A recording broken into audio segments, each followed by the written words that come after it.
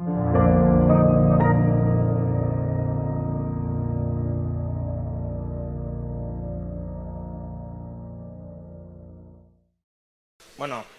estamos ante la penúltima conferencia del 9º Congreso de Economía Austríaca. Tenemos el placer de contar con el profesor Milancho Bastos, pues bueno, una personalidad destacada dentro de la escuela austríaca y desde luego una persona y un académico muy querido en el Instituto Juan de Mariana.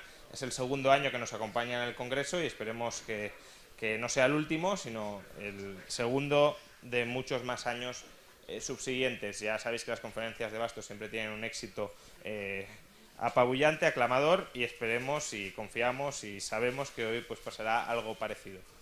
Os dejo con el profesor Miguel Anxo Bastos, no sin antes deciros que, dado a la aglomeración, entiendo que queráis estar en la misma sala que el profesor Bastos, como quien pues está con los jugadores del Real Madrid elevando la Copa de Europa, pero si del Atleti, ¿no? Efectivamente, si queréis estar más desahogados, hay otra sala al lado con sillas para sentarse, con una perfecta retransmisión por streaming, que no vais a perder ningún detalle o casi ninguno.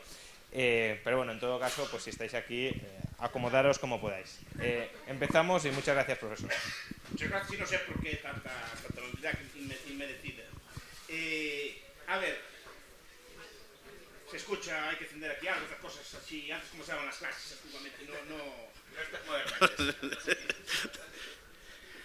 Pues buenas tardes. A ver, antes escuchaba a los compañeros hablando de la educación y así, y digo que si empecé a estudiar este tema de las pensiones, y digo, bueno, a ver, porque las pensiones normalmente cuando se estudian de una forma liberal. Entonces empezamos a debatimos allí todos.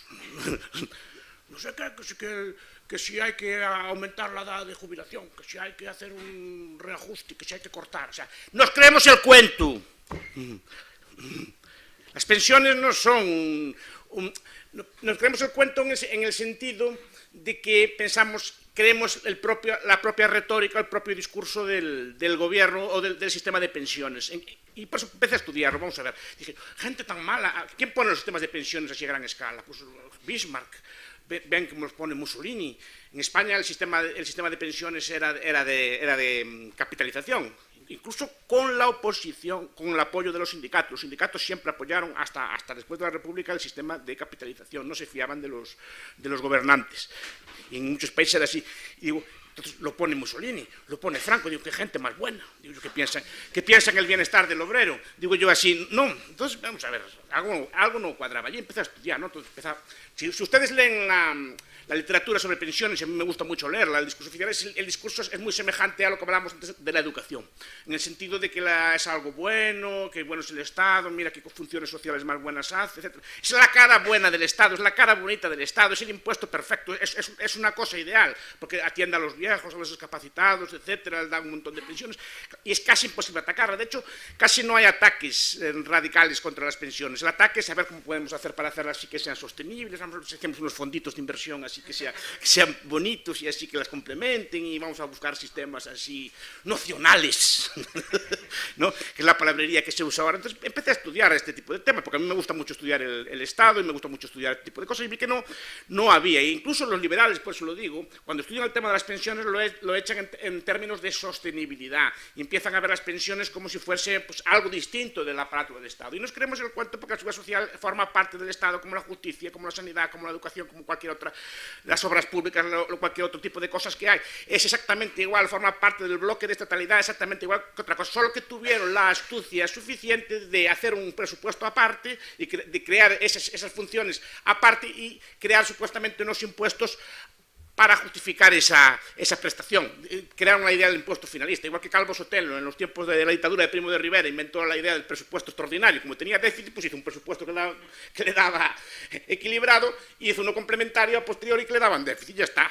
Pues esto es algo semejante. Inventan una cosa, quieren hacer una serie de políticas redistributivas, porque básicamente el sistema de pensiones es política de redistribución, y inventan la idea de que cuando usted lo paga, lo está pagando para algo, o sea, que hay una relación evidente entre lo que usted paga y lo que usted cobra. Y no es eso.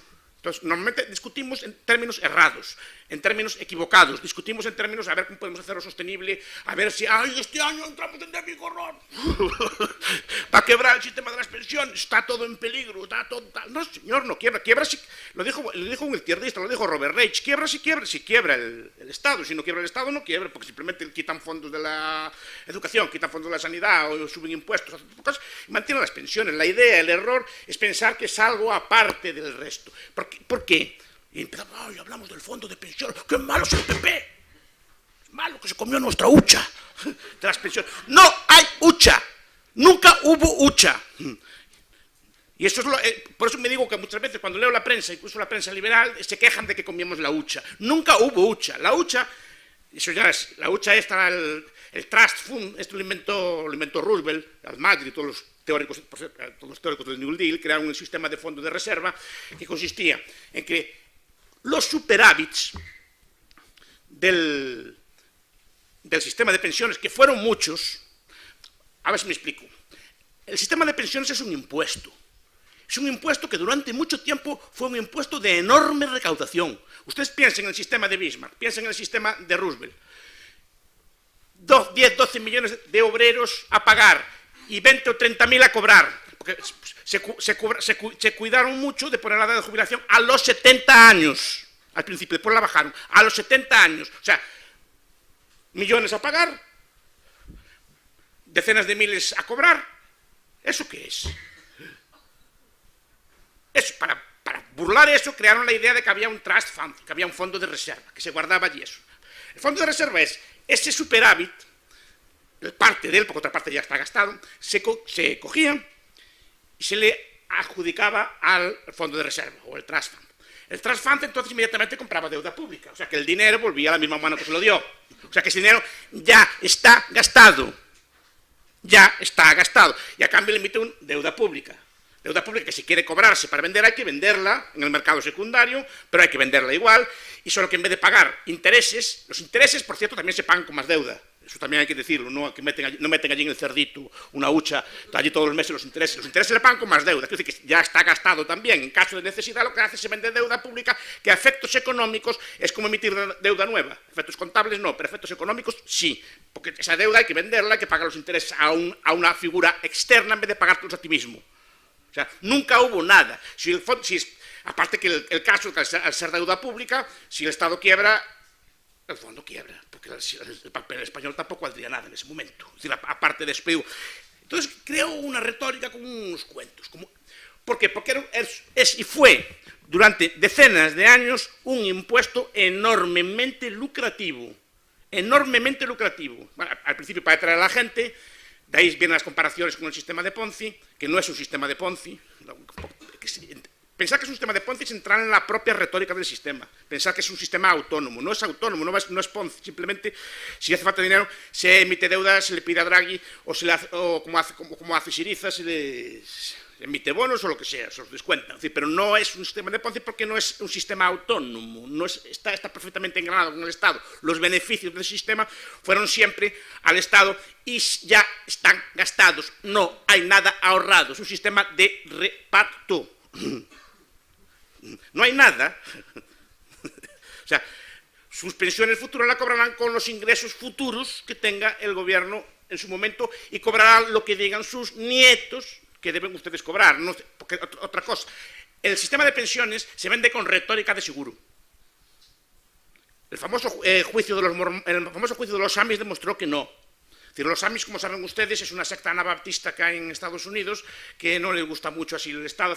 Tiene una religión muy estricta, es muy ludita, muy pretecnológica, y tienen prohibido asegurarse por religión, tienen prohibido el seguro, porque dicen que solo Dios proveerá, etc. Entonces tienen prohibido el seguro, también como algunas comunidades islámicas tienen prohibido el seguro.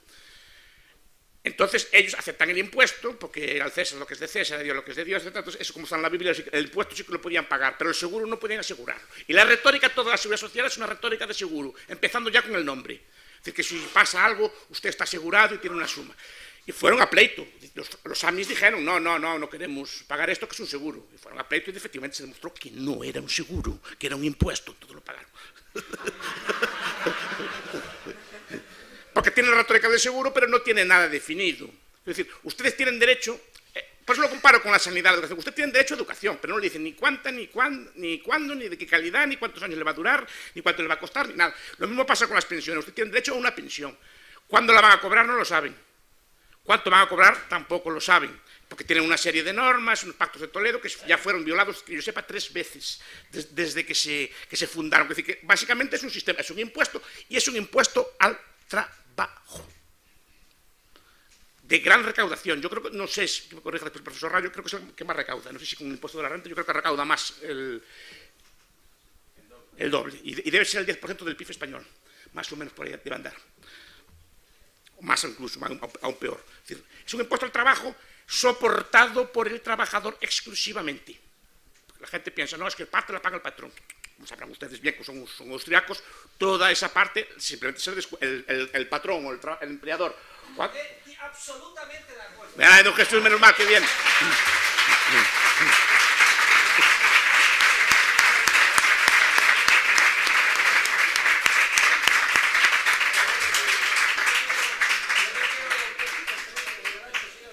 Estoy hablando de sus temas, don Jesús, pero más duro que usted.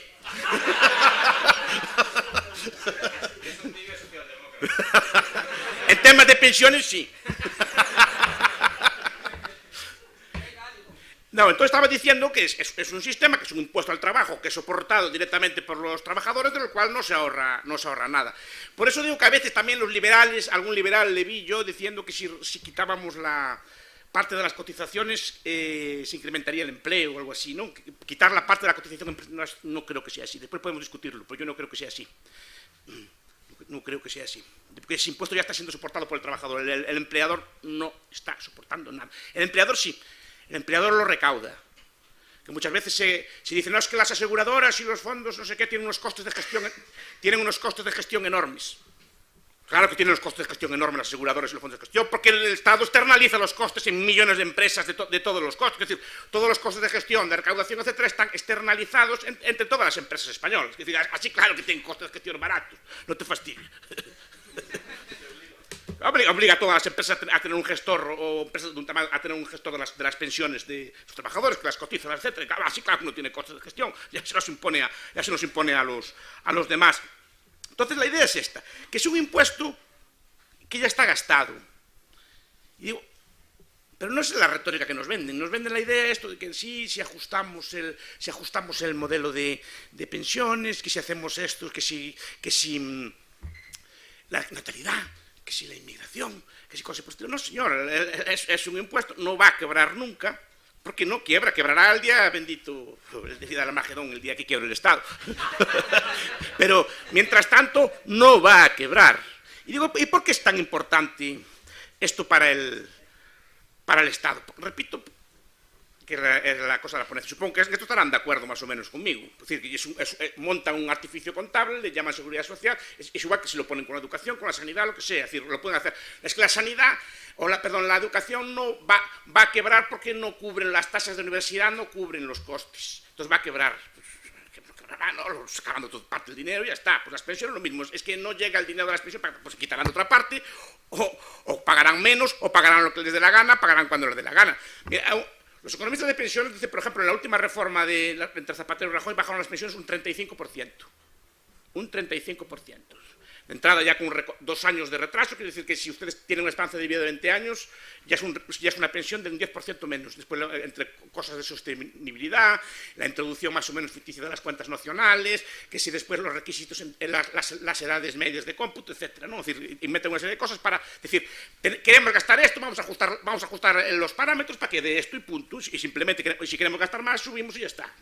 Incluso decían que querían jugar con los tipos de interés. Decían que querían va a subir el 0,25% todos los años, es una esperanza de inflación del 2%, a interés compuesto, calculen ustedes a 30 años cuánto sale eso de reducción. Es fácil de hacer. Pero digo, a mí me interesa más a cuestión de ¿por qué es tan popular esta cosa? Porque es el impuesto perfecto. Es el impuesto perfecto. Es el impuesto perfecto. Ya.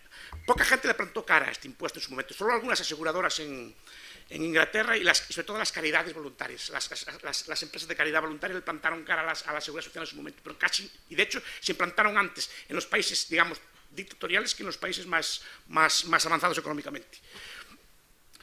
es el impuesto perfecto. ¿Por qué? Primero, porque no se percibe como un impuesto. La gente piensa que es un ahorro.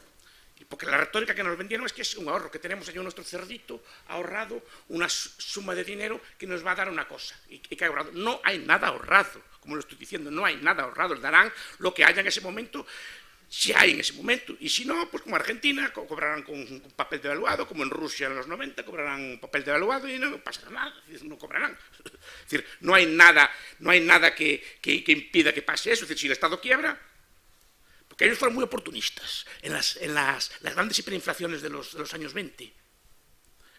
Destruyeron los fondos de inversión, sobre todo en Francia, y aprovecharon ya rápidamente para decir, ¿ves cómo no funciona?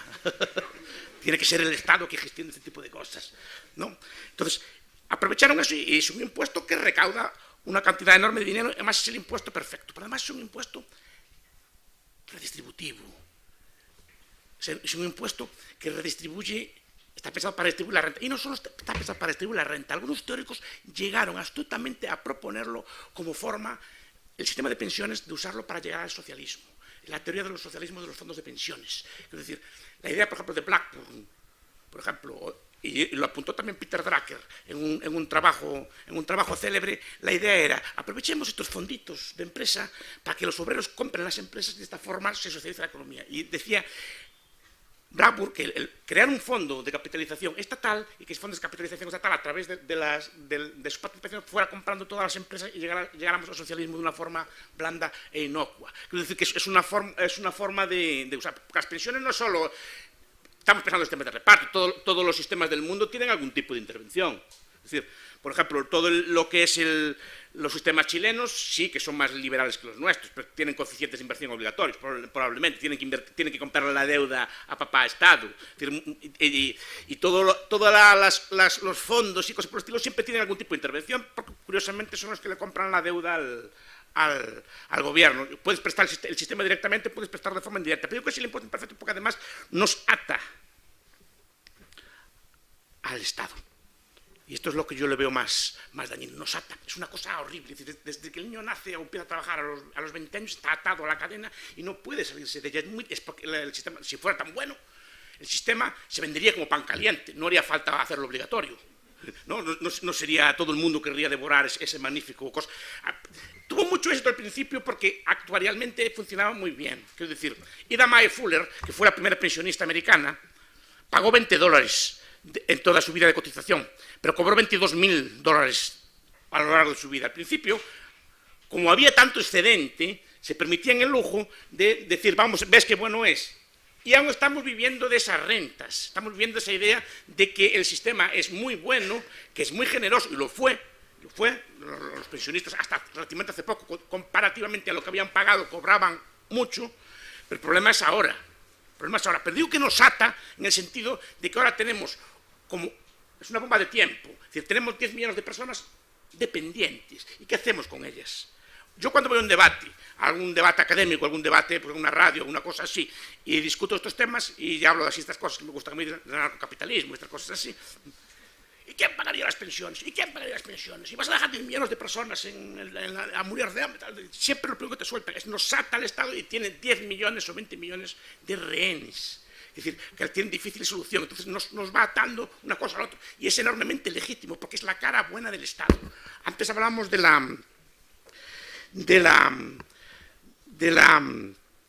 y genera millones de interesados.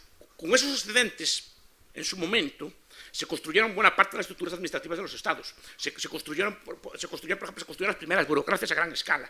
La burocracia normalmente es el esqueleto del Estado. Normalmente la clase política es la que gobierna, pero normalmente para que gobierne necesita de un grupo de personas que le obedezcan y que hagan caso, desde policías, jueces y sobre todo burócratas. Pues construyó esas burocracias y construyó un montón de personas, digamos, dependientes. Y hay ahora millones de interesados que votan por pervivir en esto. Yo digo, no solo, igual que antes hablamos de la educación. La educación, yo creo que el principal contenido de la educación no es educar, es generar estatistas. Si no miren, pues me refería antes, miren el contenido de la educación. Pues la pensión es algo semejante. Y la educación es algo muy bonito, y la pensión es algo muy bonito, que atienda a los viejos, pero la visión es tener millones de personas dependientes, obedientes y domesticadas, de cuales puedes gobernarles y administrarles la vida a voluntad, puedes decidir sus salarios, cómo viven, si pueden viajar, si pueden viajar al extranjero o no. Por ejemplo, porque claro, el profesor Rayo escribió hace poco, y de ahí viene mi idea de estudiar estas cosas, escribió hace poco sobre los escritores. Y decía, claro, la pensión no es suya. Usted cotizó toda su vida, pero llega a una edad, usted quiere seguir escribiendo, por ejemplo, y dice el Estado, no puede usted seguir escribiendo. Y dice Montoro, ¿y por qué? Porque lo digo yo, porque tu dinero no es tuyo, es mi dinero y te lo pongo yo a las condiciones. Pero quien dice los escritores dice muchas cosas. Ustedes, por ejemplo, cotizaron, pagaron durante 30, 40 años de su vida y tienen derecho a su pensión, ¿por qué no pueden seguir trabajando? Dependiendo del tipo de trabajo que tengan. Si tienen un trabajo intelectual, o tienen un trabajo agradecido, o tienen un pequeño comercio, y pueden seguir, ¿por qué no pueden? ¿Por qué no les dejan? Es decir, o sea, ¿y por qué no pueden casarse otra vez? ¿Quiénes son para meterse en su vida? No sé si me explico. Es decir, introduce una serie de intervenciones, de controles en la vida, que no es normal. Y además decide usted hasta qué años va a trabajar, dónde va a trabajar, cómo va a trabajar, qué puede usted trabajar, si puede compaginar con otros trabajos, etc. Es decir, esta es la idea yo que les quería plantear. Porque la idea es esto, es un impuesto. Lo que busca básicamente es controlar todo esto, redistribuir rentas. Como saben ustedes, los sistemas de pensiones actuales priman más a las pensiones bajas y la diferencia se reduce cada vez más entre las pensiones bajas y las pensiones altas, es decir, no hay ningún tipo. Y además, con las ideas que hay ya de destopar, quitarle el tope a la cotización, de tal forma que ustedes cotizarán por lo que ganen, pero cobrarán una pensión máxima congelada, está en el programa de Podemos, no estoy diciendo nada del otro mundo. La idea es esa, la idea es que la pensión no es un sistema de previsión, no tiene ninguna lógica de seguro, no tiene ninguna lógica actuarial, no sigue los principios de un seguro, simplemente es un impuesto y que dice en la letra que si paga ese impuesto que usted cobrará algo el día de futuro, pero repito, no hay nada asegurado. Lo único que dice que cobrará un impuesto igual que tendrá educación o tendrá sanidad, lo que le den después es otra cuestión. Entonces digo, la idea de esta conferencia, o de esta que no es una conferencia, esto es un congreso. Yo no vine aquí a dar una conferencia, los congresos se vienen aquí a discutir. Conferencia va a dar don Jesús, que es el que sabe. Yo vengo aquí a dar una ponencia y a discutir con ustedes, pero la idea es esta: dejemos de ver las pensiones, es mi idea, como algo que puede quebrar, sostenible, insostenible, y dejemos de usar su propia retórica y pensemos la retórica de lo que es un impuesto al trabajo a gran escala y que después se usa y se usó no para pagar pensiones, sino para todo tipo de gastos, y en el futuro será siendo usado para cualquier tipo de gasto. Repito, porque ese dinero que se cobra las pensiones va a las cuentas generales del Estado y después se consolidan y hacen unas cuentas consolidadas, una serie de cosas alambicadas, pero está gastado, está comido y se come todos los años lo que hay. No hay nada ahorrado. Eso es lo que estoy diciendo. Ahora comenten si quieren.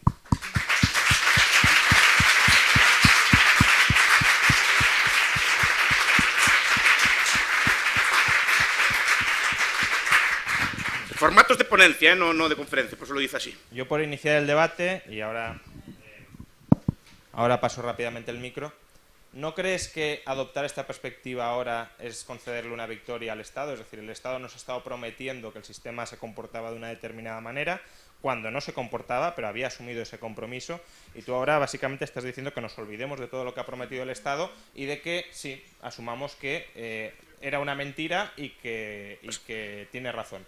Pero eso es desatar al Estado del mástil del que se había atado, y eso por tanto le facilita las cosas, porque si tú planteas que el sistema, como se ha comprometido, es contributivo, si ahora rebaja las pensiones está quebrando, y podemos denunciar que el Estado administra un fondo que está quebrado. En cambio, si dices que es un impuesto, no quiebra. Pero es que el sistema de pensiones es una mentira ya desde el principio, no es una cosa que le demos legitimidad, y contarlo no sé si yo mi lucha no es por el sistema sea sostenible, no, yo no quiero reformar el sistema, yo quiero explicar cómo funciona, a mi entender, igual que explicó Melián antes, cómo funciona realmente el sistema, y después ustedes sacan sus conclusiones o no, si se fían de él o no. Yo no me fié de él. De entrada ya por la cosa tan simple del fondo de reserva, ya es la primera mentira, pero después toda la retórica del seguro, de las pensiones, no hay ningún seguro, no hay una prestación definida. Es decir, ustedes prometen una cosa, además le cambian las condiciones en medio del contrato, cosa que ustedes, por ejemplo, a ningún banco le tolerarían.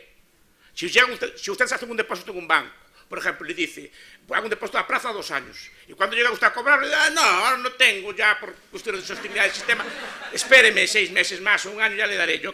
¿Qué dirían ustedes? ¿Está usted robando? ¿Qué? Sí, también, pero digo que la visión no es una visión técnica, es que quieren entrar en tecnicismo, porque yo pasé muchos años estudiando técnicamente el tema. Pero esto no es así, no es así. Es entrar en la legitimidad. Es decir, es igual que pensar que la educación está para educar a los niños. La educación no está para educar a los niños. La educación está para meterle valores estatistas a los niños, que es muy distinto. La geografía, las matemáticas, todo. La matemática es la peor.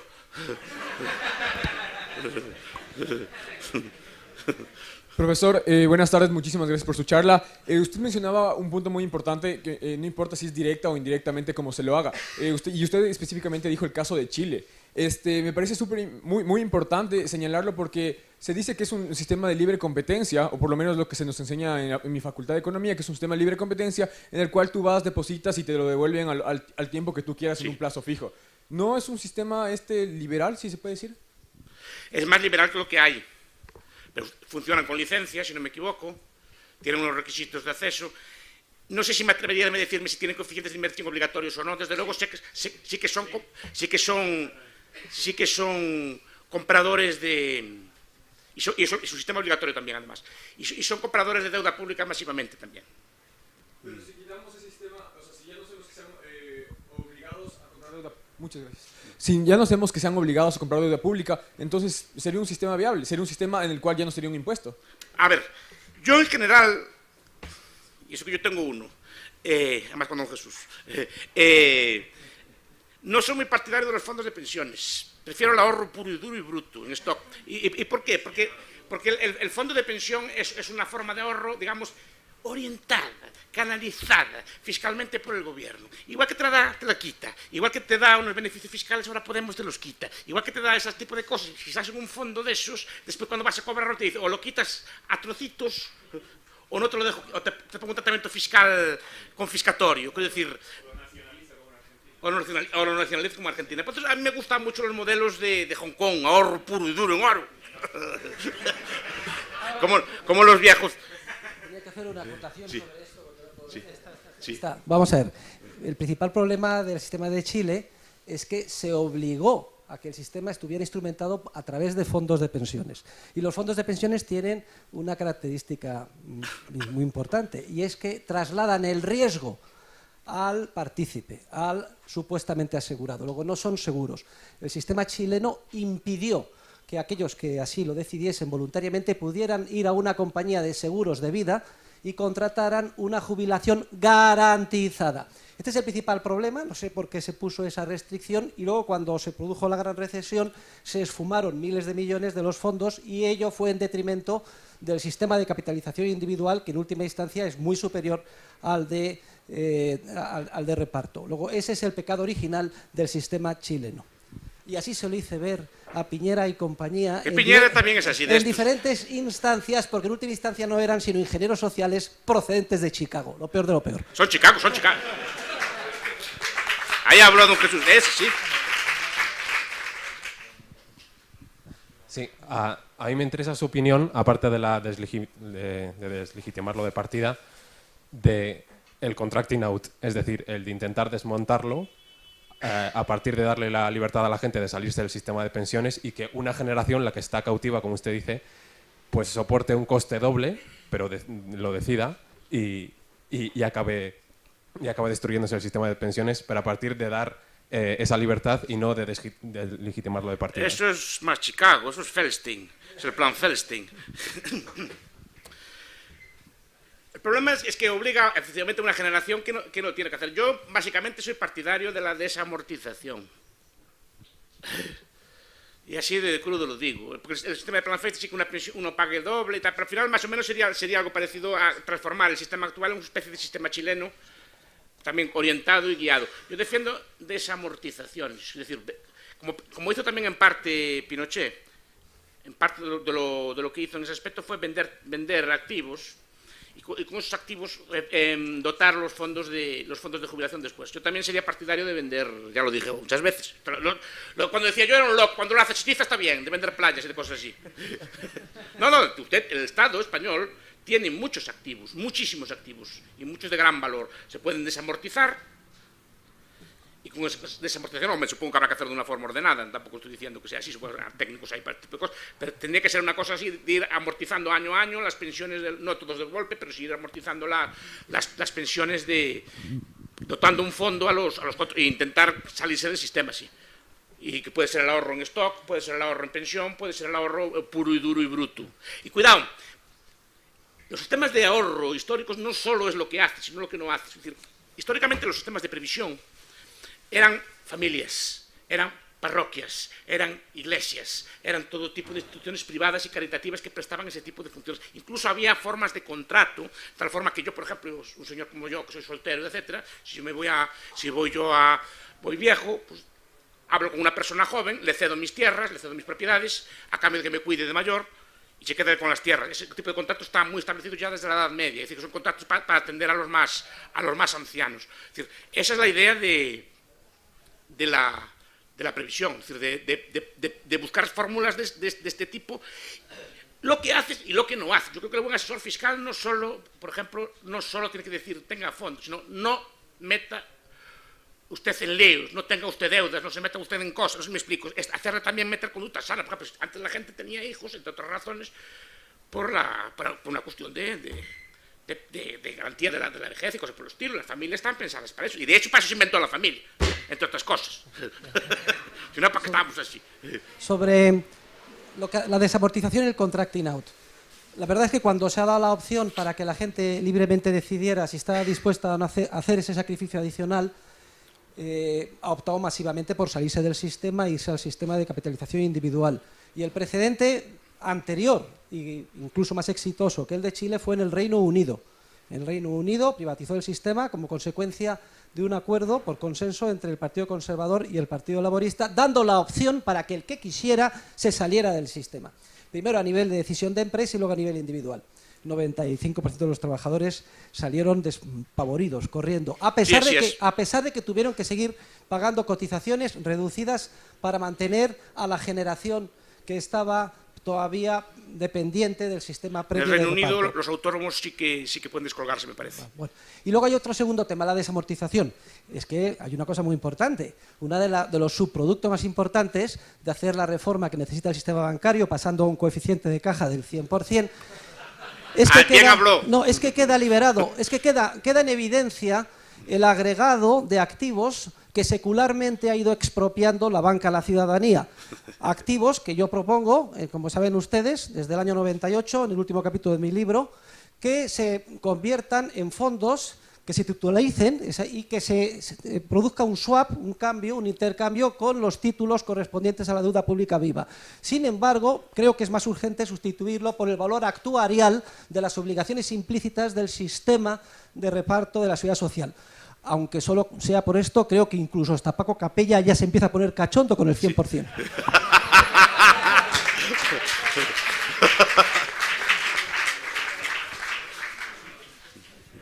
Más preguntas.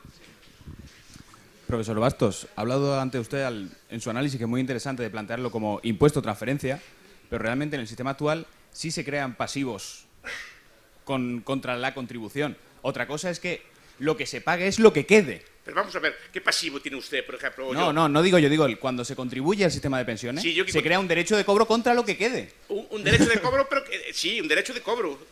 Vean, no le dicen ni cuánto, ni cuándo, ni dónde, ni cómo. No, es contra lo que quede en la caja cuando te toque cobrar. No, en lo que se ingresa ese año, la parte que te toca, que te dice el Estado que te toca, pero tienes un derecho de cobro. Pero también tiene derecho usted en esa caja a educación, también tiene derecho usted a obras públicas, también tiene derecho usted en esa caja a un montón de cosas que están en la Constitución, que dice que son derechos inalienables, tiene derecho a que le presten justicia. Sí que está, lo que pasa es que usted piensa que tiene una cantidad allí guardada, no está definida esa cantidad. Pero, profesor, tiene derecho quien ha contribuido, no quien no ha contribuido. Eso es falso. Por un motivo, porque en España con ese superávit se dieron un montón de pensiones no contributivas. Y más, son las que suben siempre las pensiones. Si no prueba usted que no cotice, llega viejo y ya verá, ay, el pobre rayo que lleva una vida de De crápula, pobrecito, hay que dar una paguita, no vamos a dejarlo ahí que muera de hambre en el medio de las cosas. Al final le acabaría cobrando y le daríamos una paga no contributiva. Pero es que lo otro tampoco.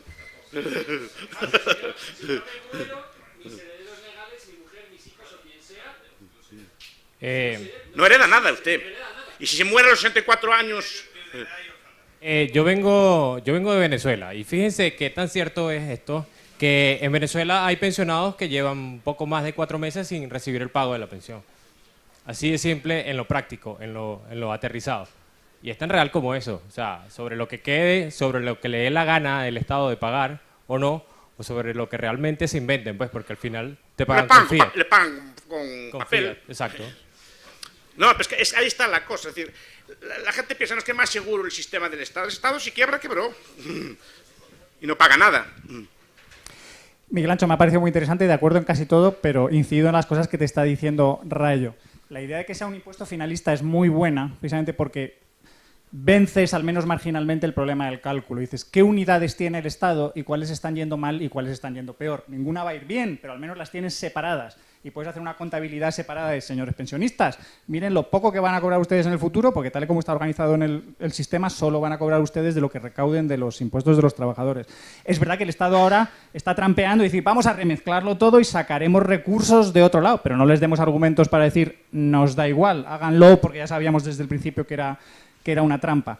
La hucha de las pensiones, perdón, pero claro que existe, y no es lo mismo que esté llena que esté vacía, porque tú estás diciendo, es algo que el Estado se debe a sí mismo, luego es un absurdo. Al revés, precisamente, porque como el Estado se lo debe a sí mismo, no se lo debe. Es decir, es algo, un pasivo menos del Estado. En el momento en que esa hucha esté vacía, ya verás cómo la carga financiera total del Estado es mucho menos asumible. Es decir, en la medida que exista esa hucha, estaremos mejor. Y una pena...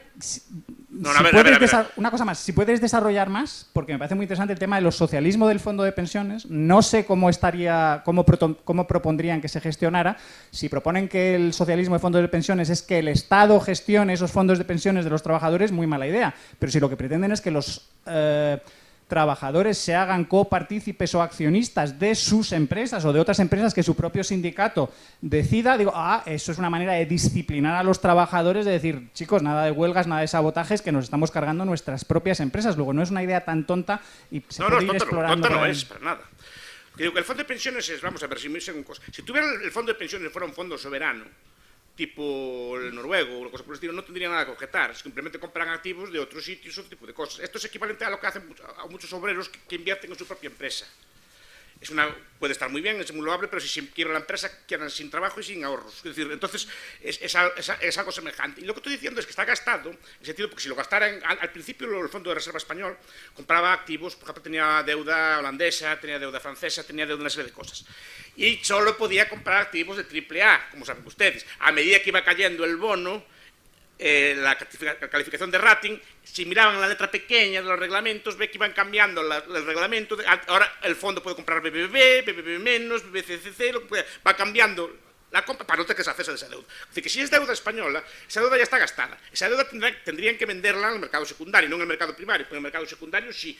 Y en vez de pagarse intereses a sí mismos con más deuda pública, tendrían que pagar intereses, por ejemplo, al señor Capella o a mí. Si tuviera tipo, entonces ya le cambia la cosa. De ser una cosa que supuestamente no está allí, que ya está gastado, ahora sí que es un gasto mayor, equivalente a emitir deuda pública normal y corriente, a todos los aspectos.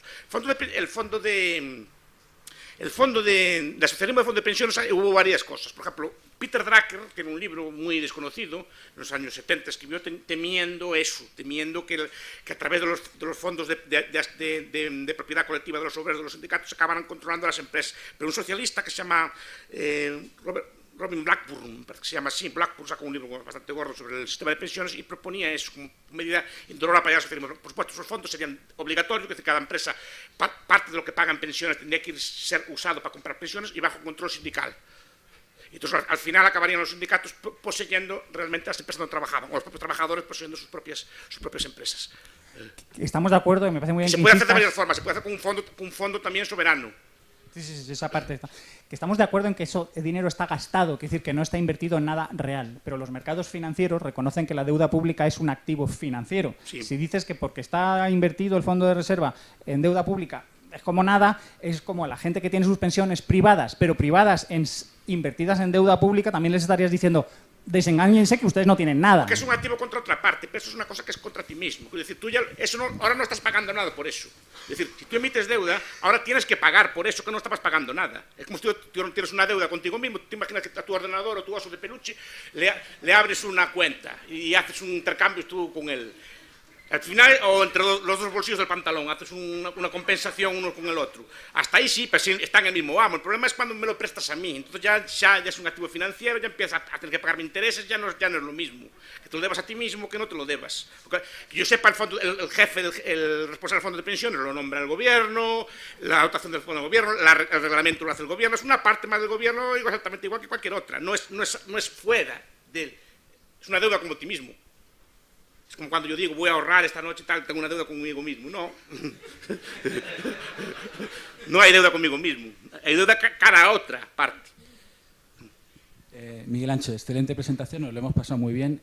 Yo lo que pasa es que creo que hay aquí una trampa y quiero tu valoración sobre ella. O sea, cuando tú ves esto desde ahora, desde el presente, y eres capaz de llegar a esas conclusiones que nos cuentas y calificas el sistema de seguridad social como otro tipo de impuesto y tal y cual, es muy fácil hacerlo desde este momento, pero mi pregunta es, ¿y los fundadores de estos sistemas de verdad eran capaces de pensar cuando lo fundaron que a 100 años vista esto sería realmente como un impuesto y el Estado se podría beneficiar enormemente de eso? No, es que ellos lo pensaron como un impuesto.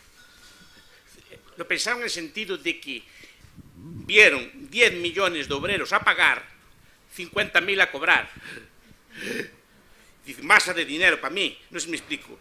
Y además sin quejas, porque no hubo quejas, casi no hubo quejas, porque se vendió muy bien, se vendió efectivamente, se vendió como un impuesto final, no era un impuesto, se vendía como ahorras para tu hucha, para tu vejez, además toda la retórica de huchas, de fondos y de cosas por el estilo. Entonces, como si tuvieras tú guardado un dinerito allí para ti en el futuro, entonces no se veía como una cosa mala, se veía como tú estabas ahorrando para ti mismo. Y además los primeros en cobraron verdaderas fortunas actuarialmente, cobraron fortunas con respecto a lo que habían pagado, gente que cotizó un año, cotizó 6 meses, llevó pensiones de por vida. Y eso generó una gran aceptación entre la gente, pero lo que era básicamente era un impuesto muy alto, soportado por el trabajo, sí que la gente protestara por él, porque los otros impuestos, el impuesto sobre la renta generó cierta resistencia, pero este no generó casi resistencia, solo repito por parte de aseguradoras y algún otro tipo de colectivos. Pero la cuestión es desde el punto de vista de los fundadores, si de verdad pensaban... ¡Hombre, claro, ¿cómo pensaba? O sea, o era, no, de verdad creemos que esto puede funcionar porque siempre habrá mucho más trabajo.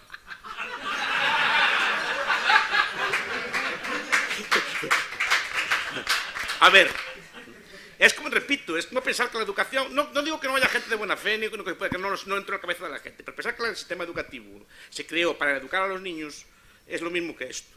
Pero si ustedes leen las memorias de Jules Ferry, de los creadores del sistema de educación nacional, de que no estaban pensados para esto, estaban pensados para crear italianos, para crear franceses, para crear súbditos que dieran la vida por la patria, que fueran a las guerras y que pagaran impuestos sin protestar. Y esto es algo semejante, es un impuesto. No sé hasta qué punto de maquiavelismo hay, pero lo que vieron ellos de repente fue enormes ingresos. Ustedes saben que la imaginación fiscal es enorme. Hay un libro muy bonito que está traducido en Mises Hispano sobre lucha, escape y fraude. Me parece que Charles Adams es un señor muy interesante que hace la historia. Mira si son imaginativos o no los reyes, duques, aquella gente todavía, cómo estaba todo el día pensando impuestos, gabelas, tasas, tailes y todo tipo de cosas para idear impuestos para recaudar lo más posible. Y esto yo creo que por ahí va. Por ahí va. No sé si es bueno deslegitimarlo o no, eso es otra cuestión, pero por lo menos yo creo que se debería analizar así. Sí, señor Bastos, una preguntita nada más. Mire, vamos a ver, a mí me han vendido desde hace muchos años que nuestro sistema era un sistema de capitalización y que lo que hemos estado contribuyendo durante años y décadas al final lo recibiríamos. Esto traducido en números significaría que con una pensión media de 1.000 euros y 14 pagas al mes y 20 años de vida, que es la esperanza media de los ciudadanos en este país, a cada ciudadano aproximadamente se le deberían 280.000 euros. Sí, según el cálculo. Esto traducido por los 10 millones de pensionistas, que vamos a ser más dentro de 15, dentro de 5 o 6 años, en el peor de los casos estamos hablando de 2,8 billones, o sea, el 280% del PIB. Yo creo que el Estado me ha estafado. Este dinero se lo tengo que reclamar. Es un pasivo oculto que tiene en un cajón y no les ha querido dar explicaciones de él. Entonces, yo me pregunto, ¿se le podía denunciar al Estado por este fraude? Y por muchos otros. El problema No es ese. El problema es que cuando usted denuncia al Estado, el Estado es juez y parte. Y el Estado puede cambiar la ley diciendo que eso no es delito y ya está. Es el problema originario del contrato social. Que nunca hay un contrato social. Porque un contrato son dos partes que pactan algo y una tercera que resuelve. Cuando usted pacta algo con el Estado, no hay una tercera parte que resuelve. Que sea un impuesto, profesor Bastos, está claro, hasta la OCDE, cuando hace sus informes, la retribución, la imposición sobre el trabajo une IRPF junto con la Seguridad Social. Lo tienen clarísimo. O sea, es obvio. Y la cuota empresarial también. Todo junto, porque todo es un impuesto. Se tiene claro, pero no se nos vende así. Yo siempre oí que el patrón pagaba una parte, es una cosa de solidaridad entre generaciones, nos vendían una cosa así, nos dicen, no, señores, pagan un impuesto y así ya está, pues entendemos. Pero lo que critico es la retórica, no el hecho. O sea, ya el hecho ya parte de eso, pero ¿por qué nos quieren engañar? Que hay fondos, que hay cosas así por el estilo. Bueno, yo una observación y un apunte. La observación al fondo de reserva de la Seguridad Social, que no es tal, y que para que la gente lo sepa, es como si una empresa compra acciones propias de su propia empresa o compañía quebrada. Entonces, el fondo de reserva de la Seguridad Social solo tiene sentido por las compras masivas del Banco Central Europeo. Ya no existiría ese fondo si no lo hubieran decidido desde enero hacer esas compras, ¿vale? Por tanto, es una ficción. Y sobre la mencionada desamortización de bienes y servicios públicos, yo me he tomado la molestia de hacer un cálculo económico con cifras reales de patrimonio inmobiliario y de con cifras presupuestarias de la Comunidad de Madrid, del sistema educativo total de la Comunidad de Madrid, y hay patrimonio sobrado. Hay patrimonio sobrado. O sea, solamente desamortizando las 7 universidades y todos los colegios de la Comunidad de Madrid, recaudaríamos una cantidad, por así decirlo, un 50% superior a la indemnización que le podría corresponder a toda la masa salarial de profesores de la Comunidad de Madrid. Es decir, que el Estado todavía tendría aproximadamente unos 25.000 millones de euros en su bolsillo para hacer cualquier enjuague de estos. O sea, se le da una indemnización a los funcionarios y no quedaría ni un solo profesor público ni un solo político metiendo las patas en la educación, ¿vale? Entonces, hay patrimonio sobrante. Ganamos doblemente, entonces. Claro. Sí. No, es la idea, sí. Bueno, pues terminamos aquí. Muchas gracias, Miguel Ancho, por la excelente presentación.